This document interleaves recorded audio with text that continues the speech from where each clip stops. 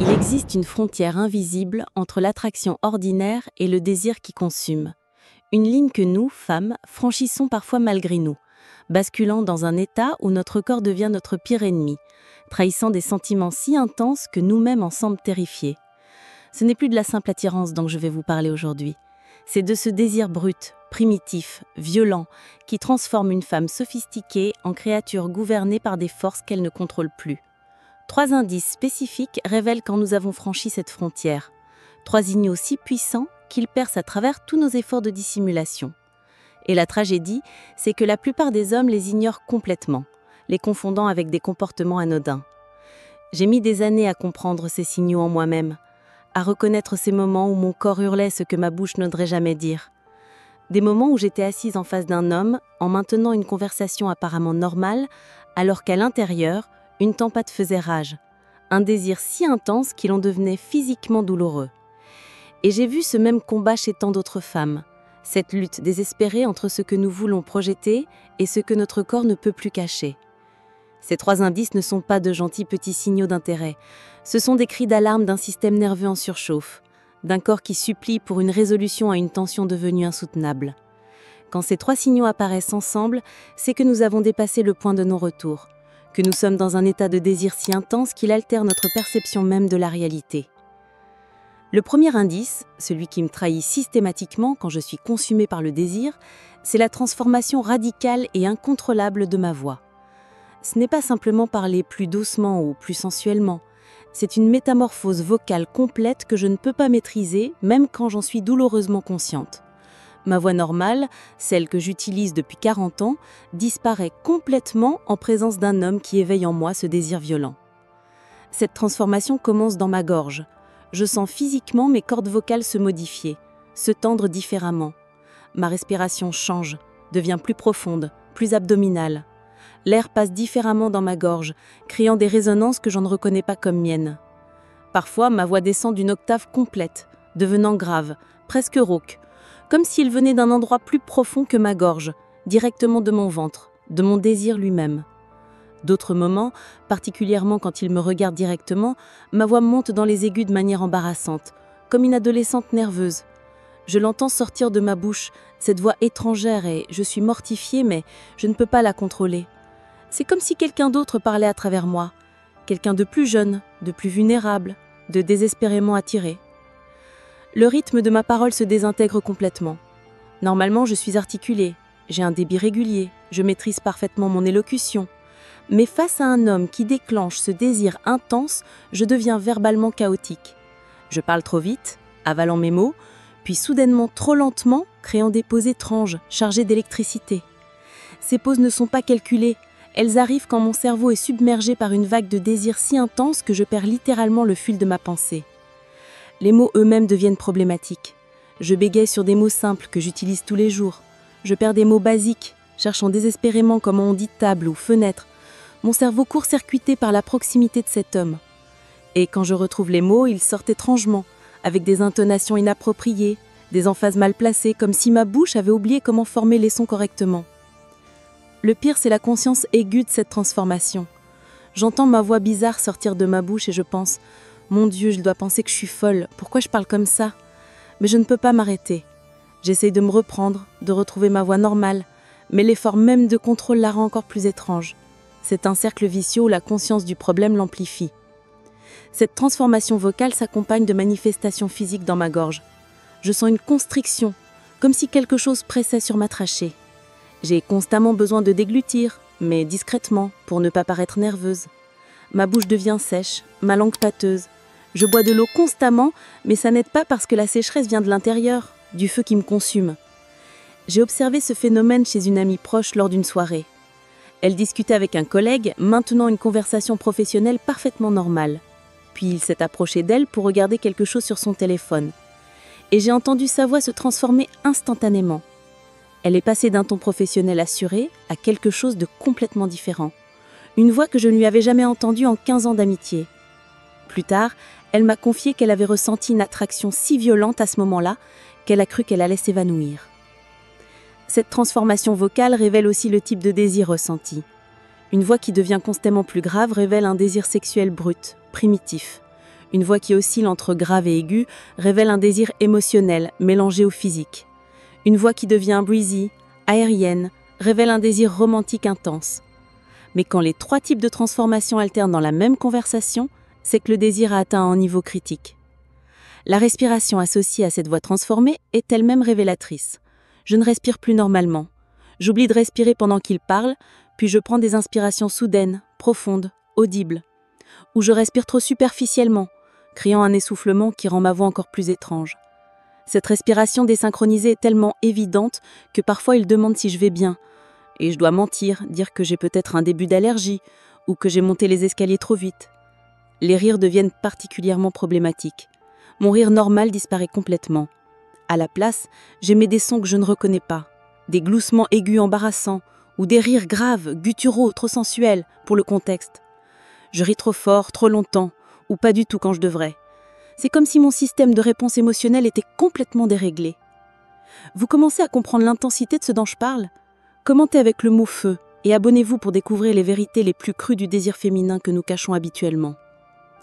Le deuxième indice, encore plus troublant, c'est ce que j'appelle l'hyperconscientisation corporelle obsessive.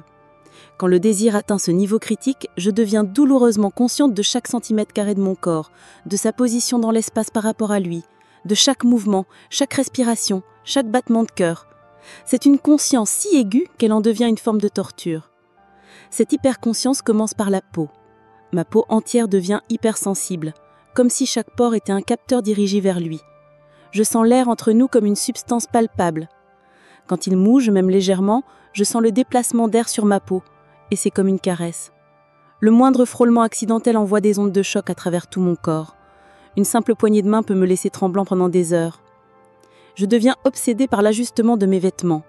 Rien ne semble correct. Ma robe est trop serrée, elle moultre mon corps, il va penser que je cherche à le séduire. Mais si je mets quelque chose de plus ample, j'ai l'air négligé, pas féminin. Je change de tenue 3 fois avant de le voir et même après, je continue à ajuster obsessivement. Je tire sur mon décolleté, puis je réalise que ça attire l'attention sur ma poitrine. Je lisse ma jupe, mais le mouvement souligne mes hanches.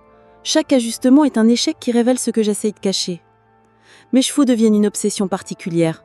Je les touche constamment, les replace, les ébouriffe, les slisse. Mais ce n'est pas de la coquetterie normale, c'est une compulsion nerveuse, une façon pour mon corps de gérer l'énergie sexuelle qui circule en moi. Je sens chaque cheveu individuellement, leur poids sur mes épaules, leur mouvement quand je bouge la tête. Si une mèche tombe devant mes yeux, la remettre en place devient une opération complexe, où je suis hyper consciente de chaque micro-mouvement, me demandant s'il regarde, ce qu'il pense. La position de mon corps dans l'espace devient une équation mathématique complexe. Je calcule constamment les angles, les distances. Si je suis assise, quel angle forme mon corps par rapport au sien ? Mes jambes sont-elles croisées vers lui ou away from lui ? Si je les décroise, est-ce trop suggestif ? Si je les garde croisées, est-ce trop fermé ? Cette analyse constante est épuisante, mais je ne peux pas l'arrêter. La conscience de ma poitrine devient particulièrement aiguë et embarrassante. Je sens sa présence, son poids, son mouvement quand je respire. Je deviens paranoïaque sur ce qu'il peut voir selon l'angle. Je croise les bras pour la cacher, puis je réalise que ça la met en valeur. Je les décroise, mais alors je me sens trop exposée. Cette bataille constante avec ma propre anatomie est humiliante et épuisante. Mon visage devient un champ de bataille de sensations. Je sens chaque expression, chaque micro-mouvement. Mes lèvres me semblent énormes, pulsantes. Je les lèche constamment parce qu'elles sont sèches, puis je réalise que c'est suggestif. Alors j'arrête, mais elles redeviennent sèches immédiatement. Je sens mes joues qui brûlent, la chaleur qui irradie. Je sais que je rougis, et cette conscience me fait rougir encore plus. Les mains deviennent particulièrement problématiques. Je ne sais jamais quoi en faire. Elles semblent énormes, maladroites, trop présentes. Je les cache sous la table, mais alors j'ai l'air fermé. Je les pose sur la table, mais alors je les vois trembler légèrement. Je joue avec mes bijoux, mon verre, n'importe quoi pour leur donner une occupation. Mais chaque geste semble amplifié, théâtral. Cette hyper-conscience s'étend à des détails absurdes. La façon dont j'avale ma salive devient une opération consciente. J'essaye de le faire discrètement, mais j'ai l'impression que c'est bruyant. Ma respiration semble trop forte. Mon estomac fait des bruits que je suis sûre qu'il entend. Je deviens consciente de mon odeur, me demandant si mon parfum est trop fort, pas assez, si je transpire de nervosité. La température de mon corps devient incontrôlable. J'ai des vagues de chaleur intenses qui partent de mon ventre et montent jusqu'à mon visage, suivies de frissons glacés. Je sens la sueur perler dans mon dos, entre mes seins, derrière mes genoux. Ces variations de température sont si intenses que j'ai parfois l'impression d'avoir de la fièvre. J'ai vécu cet enfer lors d'un déjeuner professionnel avec un client. Au début, tout allait bien. Puis, il a retiré sa veste, retroussé ses manches, et quelque chose dans ce geste simple a déclenché un désir si violent que mon corps entier est devenu hypersensible.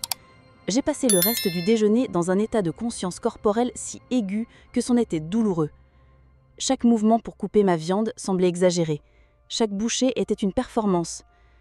J'étais tellement consciente de ma bouche, de ma mâchoire, de ma gorge quand j'avalais, que manger est devenu presque impossible. Cette hyperconscience corporelle crée une boucle de feedback infernale. Plus je suis consciente de mon corps, plus il réagit étrangement.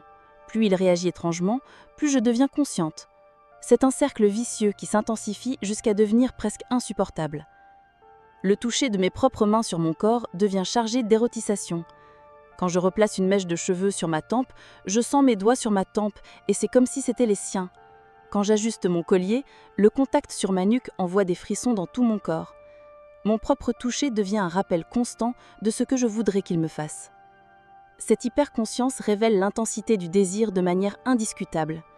Une femme qui ajuste constamment ses vêtements, qui touche obsessivement ses cheveux, qui semble physiquement mal à l'aise dans sa propre peau, n'est pas nerveuse socialement. Elle est consumée par un désir si intense que tout son corps est devenu une zone érogène hypersensible. Ces révélations sur l'intensité du désir féminin vous troublent ?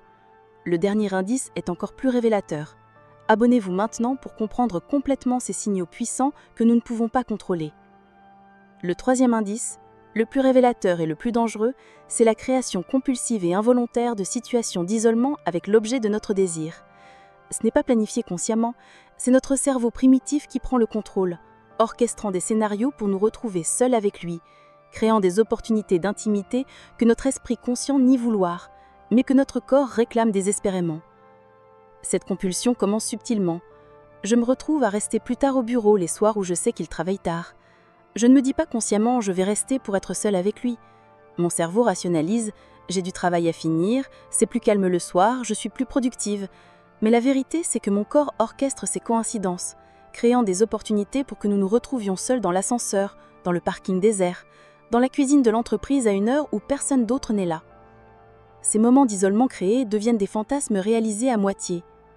Nous sommes seuls, l'air devient électrique, chargé de possibilités. Mon cœur bat si fort que je suis sûre qu'il l'entend.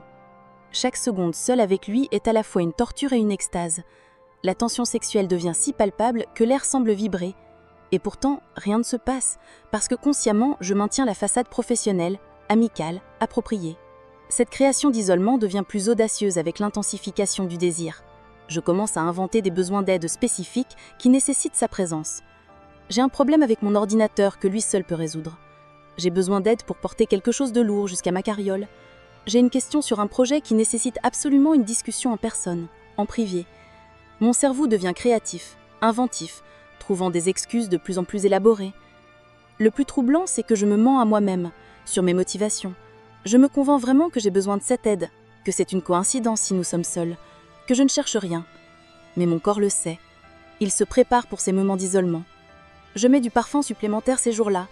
Je porte de la lingerie plus séduisante, même si personne ne la verra. Mon corps se prépare pour quelque chose que mon esprit refuse d'admettre vouloir. Les espaces choisis pour ces isolements sont révélateurs. Ce sont toujours des espaces avec une sortie facile, mais aussi avec une possibilité d'intimité. Un bureau avec une porte qui ferme, un coin isolé du parking, une salle de réunion après les heures de travail. Des espaces où quelque chose pourrait arriver, mais où je peux aussi maintenir le déni plausible que c'était innocent. J'ai observé cette compulsion chez moi avec une clarté terrifiante. Un homme dans mon cercle social éveillait en moi un désir si intense que c'en était physiquement douloureux. Sans m'en rendre compte consciemment, j'ai commencé à orchestrer des situations où nous nous retrouvions seuls. J'arrivais tôt aux soirées quand je savais qu'il aidait à préparer. Je partais tard pour qu'il me raccompagne à ma carriole. Je créais des besoins de conseils sur des sujets qui étaient son expertise. Le moment où j'ai réalisé ce que je faisais a été un choc. Nous étions seuls dans sa voiture. Il me raccompagnait après une soirée que j'avais délibérément prolongée. L'air était si chargé de tensions sexuelles que c'était difficile de respirer. Et j'ai soudainement compris que mon inconscient avait orchestré tout cela, avait créé cette situation où nous étions seuls, dans un espace confiné, dans l'obscurité. La réalisation était terrifiante et excitante simultanément.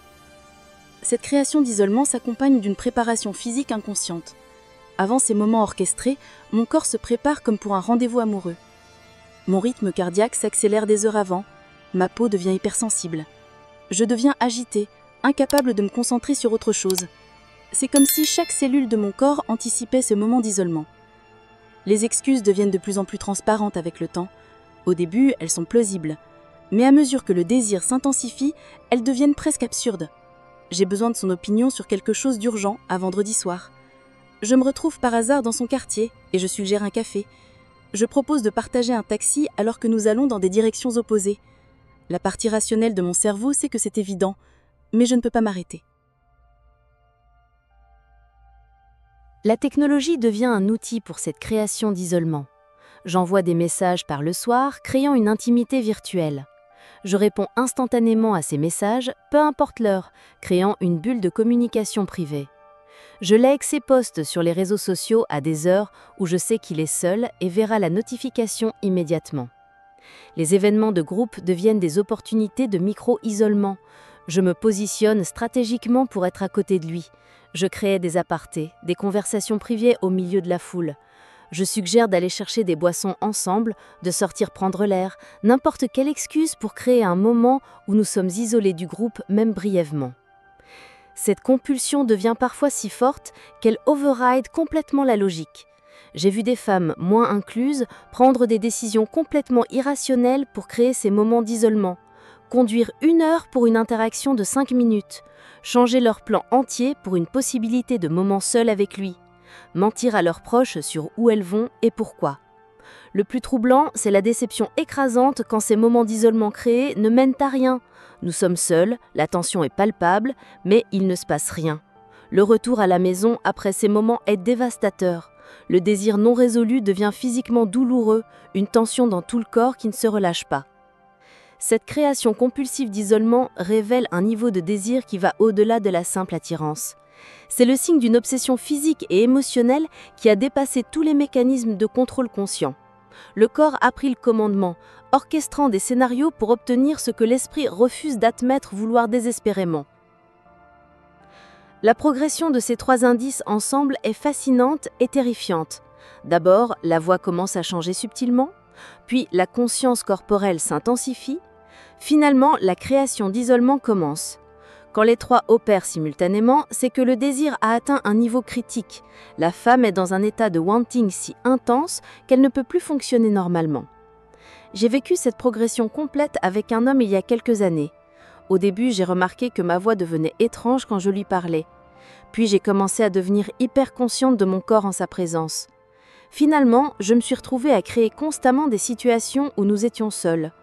Le jour où j'ai réalisé que je manifestais les 3 indices simultanément, j'ai compris que j'étais perdue, que le désir avait gagné, que je ne contrôlais plus rien. Ces 3 indices ensemble créent une tempête parfaite de signaux. La voix transformée attire son attention subconsciente, l'hyperconscience corporelle crée une énergie sexuelle palpable, la création d'isolement fournit l'opportunité. C'est une combinaison qui crie le désir de manière si forte que seul un homme complètement oblivious pourrait la manquer. Combien de fois avez-vous manqué ces signaux puissants ? Partagez votre prise de conscience avec le mot intensité dans les commentaires et abonnez-vous pour maîtriser complètement l'art de reconnaître le désir féminin profond. Il est crucial de comprendre que ces 3 indices ne sont pas des choix. Nous ne décidons pas de transformer notre voix, de devenir hyper conscient de notre corps, de créer des situations d'isolement. Ces comportements émergent de la partie la plus primitive de notre cerveau, celle qui existait avant le langage, avant la civilisation, avant les règles sociales. C'est le désir dans sa forme la plus pure et la plus incontrôlable. La souffrance associée à ces indices est réelle et intense. Être dans cet état de désir non résolu est physiquement et émotionnellement épuisant. Le corps entier est en état d'alerte constant. Le sommeil devient difficile, la concentration impossible. Chaque pensée revient à lui, chaque sensation physique rappelle le désir non satisfait. Ces indices apparaissent indépendamment du statut relationnel. Une femme mariée peut manifester ces signaux. Une femme en couple heureux peut les manifester. Le désir de ce niveau d'intensité ne respecte pas les frontières sociales ou morales. Il existe en dehors de la logique et de la raison. C'est pourquoi il est si troublant, si déstabilisant, si puissant. L'âge n'immunise pas à ces indices. J'ai vu des femmes de 60 ans manifester ces signaux avec la même intensité que des femmes de 20 ans. Le désir de cette magnitude transcende l'âge. Il nous ramène à notre essence la plus primitive, peu importe notre sophistication ou notre maturité. Ces indices peuvent apparaître même envers des hommes inappropriés, un supérieur hiérarchique, le mari d'une amie, quelqu'un de beaucoup plus jeune ou plus vieux. Le désir de cette intensité ne suit pas les règles de propriété. Il apparaît où il veut, quand il veut, avec qui il veut. C'est ce qui le rend si dangereux et si puissant. La durée de ces indices varie. Parfois, ils durent quelques semaines intenses puis s'éteignent avec le temps et la distance. Parfois, ils persistent pendant des mois, voire des années, créant une torture prolongée. J'ai connu des femmes qui manifestaient ces signaux pendant des années envers le même homme, vivant dans un état de désir perpétuel non résolu. La résolution de ces indices ne vient que de deux façons. Soit le désir est satisfait, soit il s'éteint naturellement avec le temps et la distance. Mais tant qu'il brûle, ces trois signaux continueront à se manifester, trahissant notre secret le plus profond encore et encore. Il y a une beauté tragique dans ces indices. Ils révèlent la vulnérabilité humaine la plus profonde, le désir dans sa forme la plus pure et la plus incontrôlable. Une femme manifestant ces trois signaux est dans un état de vérité absolue, son corps révélant ce que son esprit ne peut pas admettre vouloir désespérément. C'est à la fois magnifique et déchirant. Les hommes qui reconnaissent ces indices détiennent un pouvoir immense, le pouvoir de répondre ou d'ignorer, le pouvoir de soulager ou de prolonger cette tension, le pouvoir de reconnaître et d'honorer ce désir ou de faire comme s'il n'existait pas. Avec ce pouvoir vient une responsabilité énorme, car une femme dans cet état est extrêmement vulnérable. Son désir la rend ouverte à la manipulation, à la blessure, à l'exploitation. Un homme qui reconnaît ces signaux et les utilise cruellement cause un dommage profond. Mais un homme qui les reconnaît et y répond avec respect et réciprocité peut créer une connexion d'une intensité rare. La reconnaissance mutuelle de ces indices peut transformer une interaction ordinaire en quelque chose d'extraordinaire.